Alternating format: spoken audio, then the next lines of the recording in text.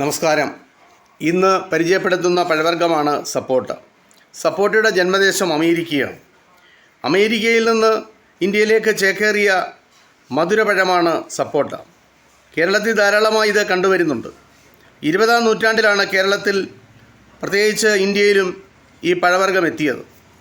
Cricket ball, oval, Calcutta round, Budami, Baramasi, Parala, CO1, CO2 ഇങ്ങനെ പല ഇനം സപ്പോട്ട ഇനങ്ങളുണ്ട്.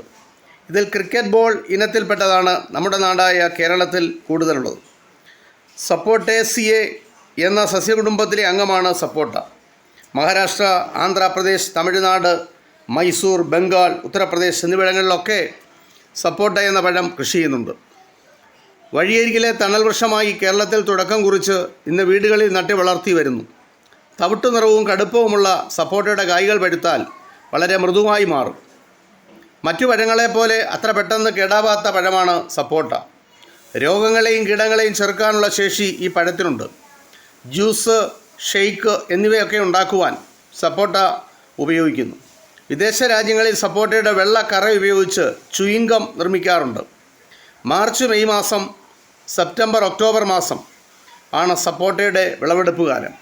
ഈ പഴത്തെ പറ്റിയുള്ള ചെറിയ വിവരണം നിങ്ങളുമായി പങ്കുവെക്കുന്നു. നന്ദി, നമസ്കാരം.